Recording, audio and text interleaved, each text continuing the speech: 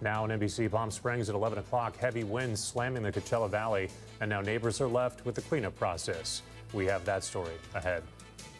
Also tonight, new developments in the Tania Tovar case. The suspect accused in the teen's murder enters a plea in court today. We have that report ahead. Cool temperatures and the winds not blowing so strong right now, but they're still going to be going. I'll let you know for how long. NBC Palm Springs at 11 begins now. Now, connecting the valley, this is NBC Palm Springs at 11. Good evening, everybody. It's great to have you here on this Wednesday. Thank you so much for joining us. I'm Mark Mester. We start tonight with wind damage. It's tonight's top story.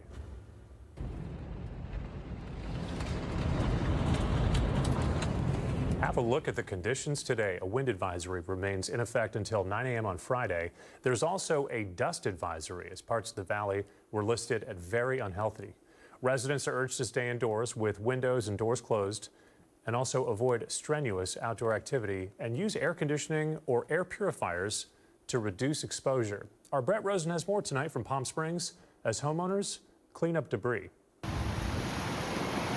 The Coachella Valley has been facing a high wind advisory all day, where not just palm tree fronds are making their way to the ground, but even the trees themselves, stop signs, and even billboards are coming down due to the wind. Piece of debris on our neighbor's roof. Joey Ryder and Nancy Burfield, who live in the neighborhood of Kings Point in Palm Springs, were just inside their house when they heard a loud noise outside. That noise would end up being their roof coming apart and landing in their front yard and pool. All of a sudden at 8:30 we hear this huge crash. And I thought, well, what is that? And I looked out and I saw all the part of the roof had come off and fell by the swimming pool. And then I came to the front and we see all this debris out here. And then all the flashing was peeling like you were opening a can. Yeah. And then it was like a big funnel, a big, gust of wind came up, peeling more and more of the roof off. And within the hour, a third-party company came out to pick up the debris left over from the roof, leaving the two house owners thankful no one was injured. We're just glad nobody in the neighborhood got hurt or no additional damage to neighbors or anything. And as this wind advisory will go past tomorrow, when speaking with the Palm Springs City's Public Works Department, they say they already have a plan in place to get the debris off the streets. We take safety very seriously. The plan in place right now is it's all hands on deck. Crews are roving throughout the city, picking up any fallen palm skirts, palm fronds, and any other debris in the roadway. That was our Brett Rosen reporting this evening, and Brett also reached out to the Palm Springs Police Department in regards of how people should approach driving with the current weather conditions. Officials encourage residents to obey road closures. A delay is better than risking your life, they say. Check those windshield wipers. Clear visibility is essential, especially in heavy rain. Slow down. Strong gusts and slick roads can push your vehicle sideways, and you're also advised to keep both hands on the wheel. Be ready for sudden wind gusts, especially when passing. And speaking of driving, there are road closures in effect tonight. Gene Autry Trail and Vista Chino at the Wash, as well as North Indian Canyon Drive. Of course, we're keeping a close eye on conditions, and we'll let you know right away if anything changes. Meantime, here are live conditions right now from our Agua Caliente Casino camera high above right there in Rancho Mirage. Pablo Alsina joins us now with the latest on the weather. Hey, Pablo. Hey, Mark, another cool night. Temperatures continue to be around 10 to 15 degrees cooler than normal, and enjoy it because next week we'll be back into the 80s. Currently 51 degrees in Palm Springs. But again, about the wind, it's still going to be windy for the next couple of days. Wind advisories until Friday. And look at Whitewater, Wednesday, Thursday, and Friday, seeing wind gusts between 30 and 39 miles an hour. Desert Hot Springs will be very windy on Thursday, also with 30 and 39 mile per hour winds. Most of the area is still seeing more than 10 to 19 mile per hour winds. So be careful, especially with branches that have been loosened by stronger winds. Even a small gust could knock those branches down, could be very dangerous. Temperatures right now, 51 in Palm Springs, 36 in Yucca Valley, and 25 nice and chilly up in Big Bear, where they got 6 more inches of snow. On our 3-day Comfort Air forecast, gorgeous Thursday, Friday. There might be some spotty showers afternoon. Highs of just 62 degrees. Saturday will be at 69, but soon in the 80s. I'll be back to tell you when. All right, our thanks to Pablo for that. Turning to a local alert, we have new developments tonight in the murder case of 17-year-old Tania Tovar, that Hemet teenager who went missing back in December. Earlier today, 51-year-old Abraham Feinblum was arraigned at the Imperial County Superior Court. He faces 1 count of murder with a firearm enhancement, which could possibly mean that Tania died from a gunshot wound. But before today's court appearance, Tania's mother was desperately searching for answers about her daughter's disappearance. Our Alondra Campos has that story. It has been an emotional roller coaster, literally. Charo Tovar tells us that when her daughter, 17-year-old Tania Tovar, stopped answering calls and turned off her location, she immediately knew something was wrong. We have been on eggshells. We have been on edge, looking. We have been searching. We have been trying to reach out. It's just a lot that we have been trying to do. She says she immediately pushed for authorities to act quickly, but found herself navigating multiple agencies and jurisdictions throughout the region. The hardest part has been not getting the help that I have requested for soon enough. Tania Tovar was officially reported missing on December 1st, and authorities searched the residence she was last seen at multiple times, located on Harlequin Court in Salton City. In the weeks that followed, Imperial County Sheriff's Department discovered some of Tania's human remains less than a mile from the house, along with a person of interest. When I did drive out to that house with my children, it was pretty scary. It made my stomach hurt just to think that my daughter had been in there. On February 13th, authorities arrested Abraham Feinblum under suspicion of murder and resisting a peace officer, but not before he tried to jump the fence of his home. Today, he stood before a judge at the Imperial County Superior Courthouse for his arraignment, where he pled not guilty. For Charo, the news of his arrest brought mixed emotions. I was ecstatic when I heard that he was arrested, but we still have so far to go.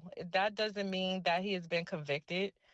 And, you know, we have to wait and see for the evidence. But the reason why I named him as a person of interest in the beginning is because I was following my daughter's social media. Court records show Feinblum previously faced felony kidnapping charges in Imperial County, but were dismissed in 2019. Feinblum was also previously arrested for lewd acts upon a child in 2016, also in Imperial County. While Tania's mother tells us she struggled to get answers from authorities, Charo found support in the community. They have been the eyes, they have been my ears, they have been my feet, they have been the muscle. Nearby residents we spoke to told us they shared everything they gathered with Charo, hoping it would help investigators move faster. I came out when the mom reached out on Facebook, and I said, I'll go out and I'll look. And I did video of the house and had my camera up, and the neighbors came out and they're like, we saw you on our cameras and we wanted to know what you were doing. Although Charo says she finds some relief in the findings of the investigation, it is also shadowed by grief and questions about whether more could have been done sooner. I pray that there is justice. I pray that there are questions answered, and I pray that we can at least have closure of knowing what went on. It's not going to bring her back, but I have to know. I have to know. She didn't deserve that. That was our Alondra Campos reporting tonight. This afternoon, Indio City officials and locals gathered for a ribbon-cutting ceremony for a new public mural. The expansive artwork titled Nuestra Vida, Spanish for Our Life, is located at the corner of Avenue 45 and Jackson Street.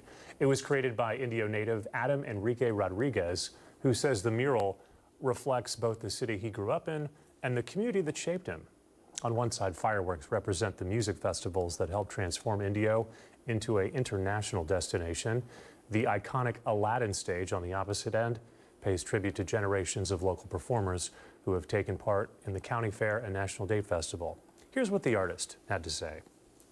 About 3 months to finish. It was a challenging project just from the size and, you know, the materials that had to be used and everything, but it was such a meaningful project. And you know, this is where I come from in Indio, California, so I wanted to give back to the community, and that was kind of my major focus for this piece.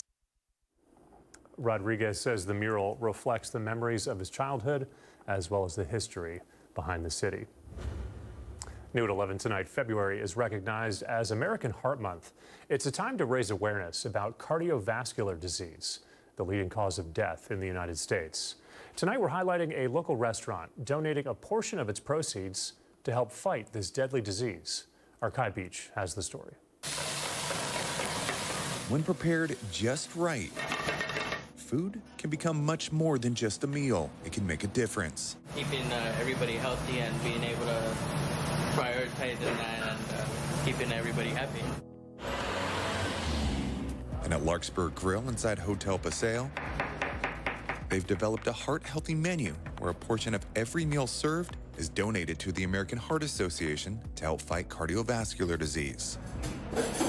We are donating 20% of our proceeds to the American Heart Association. This is a cause very close, near and dear to our team. Our ownership and overall awareness is important. According to the American Heart Association, cardiovascular disease remains the leading cause of death in the United States, impacting millions of people each year. #1 killer in America, one person every 34 seconds dies from cardiovascular disease. Mary Lee is a representative with the organization and says this partnership goes well beyond just service. It's bringing awareness, support, and hope to our community. Locally, it allows us to implement initiatives to support heart health, access to care. Nationally, it helps us advocate for healthier policies. So if you're looking for a great meal with an even greater purpose, Larkspur Grill isn't just serving food. They're helping create opportunities for people to live longer and stronger. I'm Kai Beach with NBC Palm Springs. Coming up next tonight, an acclaimed award ceremony has arrived to the desert for the very first time. We've got that story. That's coming up. Also, a local dinner night turns into a big show of support for foster youth right here in the Coachella Valley. What they did. That's coming up. We're going to take a quick commercial break. We have more news on the other side. We'll be right back.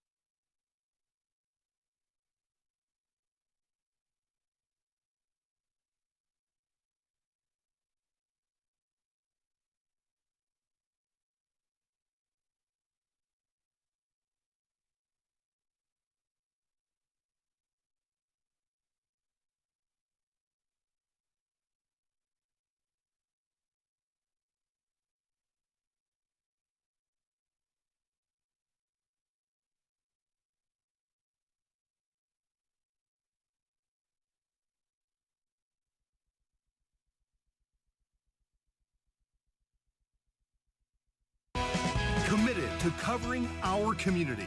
You're watching NBC Palm Springs at 11.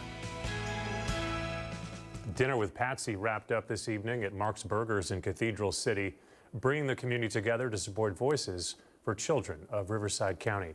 Guests enjoyed dinner while donations were collected in Patsy's signature red hat, raising money to help provide court-appointed advocates for children in foster care. The evening also included presentations and special recognition for community partners. NBC Palm Springs was honored for its support And our news director, David Reese, was there to receive the special award of the night. Here's what Patsy had to say.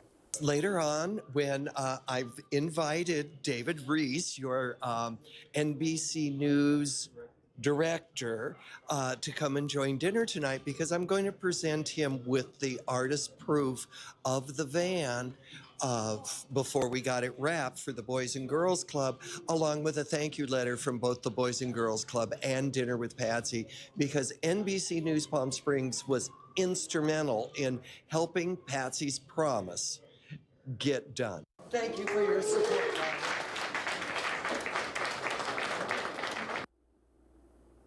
NBC Palm Springs says it's honored to collaborate and help spotlight the important work being done for children in foster care across the valley. A prestigious prize is coming to Modernism Week. It's the 2026 World Monuments Fund Knoll Modernism Prize, and for the first time ever, it's being awarded outside of New York City. The prize honors contemporary architects and preservationists who conserve modernist architecture globally. This year, the prize will be awarded to Architectus. They're an Australian architecture firm responsible for the decade-long $60 million restoration. Architectus, along with local experts, restored the building's concrete structure, millions of mosaic tiles, and hundreds of original pieces of furniture designed by architect Arturo Mezzadini. It was a natural move to bring an award that focuses on celebrating the preservation of modernist architecture to a place where there is a lot of modernist architecture and a lot of people who are very passionate about this type of work. The internationally recognized award ceremony started at 4 p.m. this afternoon at the Palm Springs Art Museum's Annenberg Theater. Live pictures tonight from our Agua Caliente Casino camera high above right there in downtown Palm Springs. Pablo Acina standing by, and he's tracking our weather. Hey, Pablo. Hey, Mark, a little bit of rain heading our way for tomorrow. I'll let you know just how much and when, and also how cool and hot it's going to get.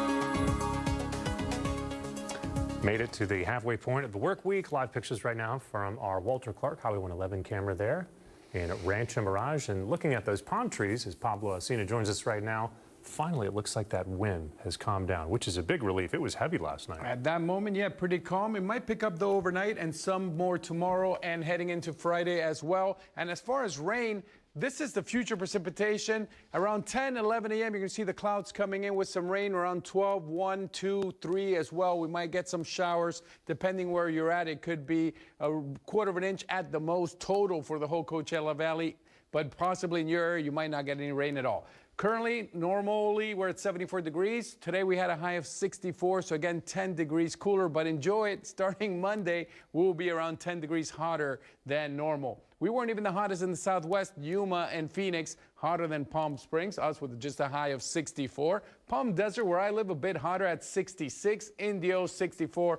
Cabazon with a high of 52. The winds we were mentioning right now in Palm Springs, very calm, as you saw in that live shot, just 6 miles an hour. And Whitewater, up to 14 miles an hour. Cabazon as well. But again, later on Thursday and Friday, you might see wind gusts of around 30 miles an hour, depending where you are. The low temperature is 45 in Palm Desert, 46 in Palm Springs. Go outside. The stars shall look gorgeous, especially with no clouds in your area. And our 7-day comfort air forecast. On Thursday, we are expecting that light, small chance of rain. Friday, no rain at all forecasted. Mid-60s. Saturday, Sunday, we start heating up. But look at this. Starting Monday, even with cloud cover, we're going to be at a high of 83. Tuesday, 84. So we'll be back into those mid-80s. So enjoy these couple of days. It'll feel like, at least for us, a little bit of winter with some wind. I'm Pablo Alcina. Keep it here on NBC Palm Springs.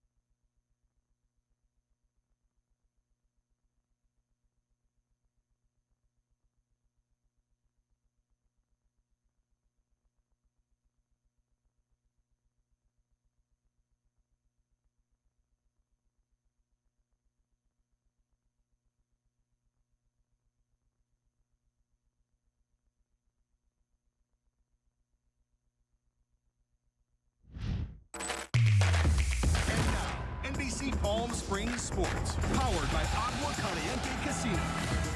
Morrison for Ewens, wrister kicked away, rebound, score! Jagger Farkas puts the rebound home. A really tough loss to the Firebirds tonight, despite coming out hot in the first period. Zach Ewens scored for the Firebirds with just over a minute into the game, and Carson Repkoff would score just a few minutes later. And also in the first period, what you just saw right there, that was Jagger Farkas. He would also get on the board, but their 3-goal-to-0 lead would not be enough. Bakersfield comes back to win this one with a go-ahead goal late in the third. Final score tonight was 4-3. The Firebirds' next game is in Colorado. That is on Friday. Firebirds forward David Goyette has released a statement after it was announced yesterday he'll serve a 20-game suspension for testing positive for performance-enhancing substances. The 21-year-old statement, which is not a statement made through the Firebirds organization in any way, was put on the X platform and posted on his personal account. It reads in part, quote, "I did not knowingly or intentionally use any prohibited substance, and I never tried to give or to gain an unfair advantage. However, I understand I'm responsible for what enters my body, and I accept the league's decision. I'm sorry to my teammates, the organization, and the fans. Goyette will be eligible to return after his 20-game suspension on April 20th. And the third and final round of the collegiate golf tournament, the Prestige, was canceled today. It was due to high winds. The winners after day 2 were crowned the champs, which included Stanford. They won the team trophy, and Oregon ducked Aiden Kraft, winning the individual title. The real surprise of the day was friend of NBC Palm Springs and award-winning journalist with the Desert Sun, Larry Bohannon, being presented the Prestige Media Legacy Award. Tournament director Mark Wiseman tells us it was Larry's dedication of covering the Prestige and bringing collegiate golf to the readers of the Coachella Valley and beyond that earned Larry that award.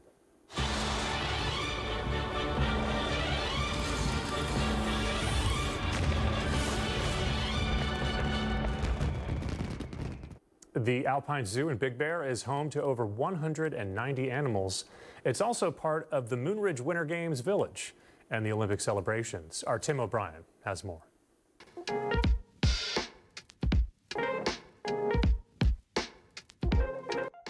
So, along with the quarter, along with everything that's happening up here in Big Bear during the Winter Games, your involvement with the zoo as well, you're going to be doing some activities. Just touch on that. Yep. So our plan first off is we're going to be supporting the staffing and volunteers on each weekend during the Winter Games to showcase different events as they're happening. Hockey, foam hockey, kids safe games, things involving, say, snow or snowballs or something similar to. Just trying to build that community involvement as well as the showcasing the games for the kids. If you've gotten to see inside yet, it's a beautiful little setup. You got kids stuff. Why was this so important on top of everything that's going on for the next couple weeks during the Winter Games? Because we're building a platform to take off for the 2028 Olympics. And as this is happening, we want to ride that momentum for the town, for the community, all the things that bring people to visit Big Bear, as well as building the foundation for the town itself. We have a great altitude. We're in the perfect Goldilocks zone, and 2028 is coming to LA. Why not ride that rising tide, all ships kind of deal?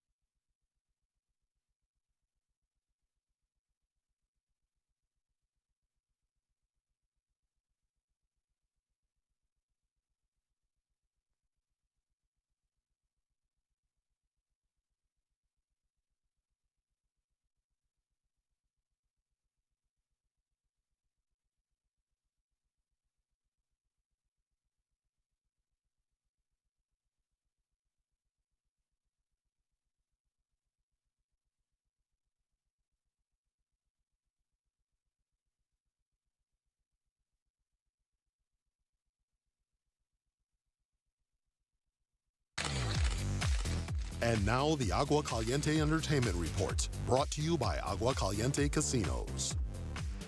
Academy Award-winning actress Michelle Yeoh was honored with a star on the Hollywood Walk of Fame today. The Wicked and Everything Everywhere All at Once star has been in the industry since the 1990s. The Malaysian-born Yeoh began her acting career starring in Hong Kong action films, including blockbuster hit Crouching Tiger, Hidden Dragon. The 63-year-old has appeared in more than 70 films and TV projects. Asian directors John Chu and Ang Lee have worked with Yeoh over the decades. They were also in attendance today. Entertainment news now, from Star Wars to Scooby-Doo and more. Here's David Daniel. I can use some information. Whoa, for this price, I'll tell you whatever you want. I'm looking for a hut. Close for the night. Thank you. Yes, that's Martin Scorsese as a voice actor in The Mandalorian and Grogu. Pedro Pascal and Sigourney Weaver lead the cast of the first big-screen Star Wars installment in 7 years. The official trailer just dropped. The film opens in theaters May 22nd. I think I try to keep a positive attitude wherever I go. McKenna Grace reportedly is getting her Scooby on. Variety and Deadline report the actress has been cast as the young Daphne Blake in Netflix's live-action Scooby-Doo series. The show will explore how the Mystery Incorporated gang got together. It's easy to say it's the drugs. But what about if it's me? What about if it's really Billy who's doing this? Billy Idol Should Be Dead looks at how the punk pioneer survived to become a music and cultural icon. This is a first-look clip from the feature-length documentary, which opens in LA February 23rd, New York February 25th, and wider on the 26th. In Hollywood, I'm David Daniel.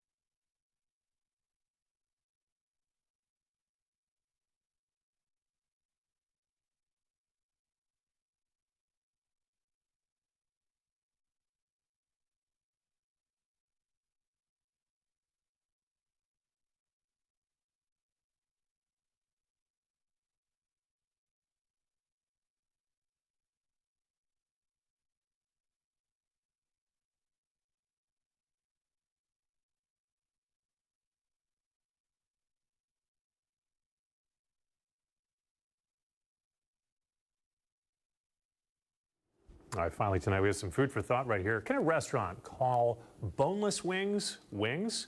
Federal judge says the answer is yes. He threw out a lawsuit challenging the Buffalo Wild Wings menu, saying, quote, no meat on its bones. The judge says most people understand the products are made of chicken breast. Lawsuit is from an Illinois man who claims he thought they were deboned chicken wings.